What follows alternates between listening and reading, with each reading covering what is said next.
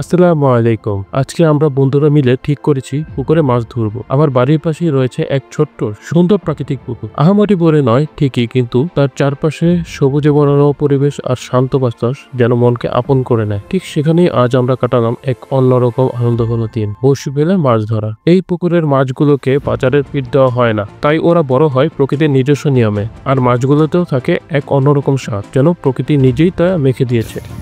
আপনারা জানেন মাটির নিচে থাকে মাছের প্রিয় খাবার, আমরা এখন সেটাই তালাশ করব। মাছ ধরার আগে আমরা মাটির নিচ থেকে কিছু কেঁচো তুলে আনলাম। সেই কেঁচো দিয়েই বড়শিতে টোপ ফেলে অপেক্ষা করতে রাখলাম। আর কি আশ্চর্য, একের পর এক টুপ করে মাছ উঠে এলো। তা দেখে আমাদের সাথে ছোট বন্ধুরাও খুশিতে আনন্দ করছিল।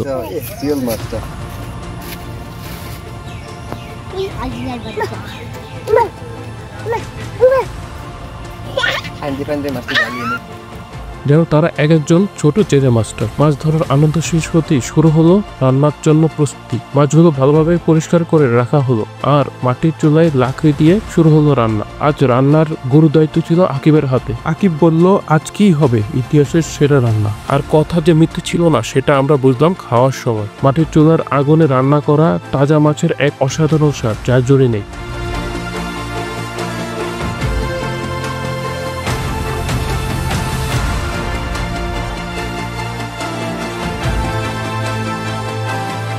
মাছের সেই ভুনা দিয়ে আমরা 5 জনে একসাথে খেলাম 1 কেজি চালের ভাত। ভাবা যায়, পুকুরের মাছ নিজেদের হাতে ধরা, মাটির চুলায় রান্না, আর প্রিয়জনদের সাথে ভাগাভাগি করার এমন এক স্মৃতি যা শহরের বিলাসী জীবনে কখনোই খুঁজে পাওয়া যায় না।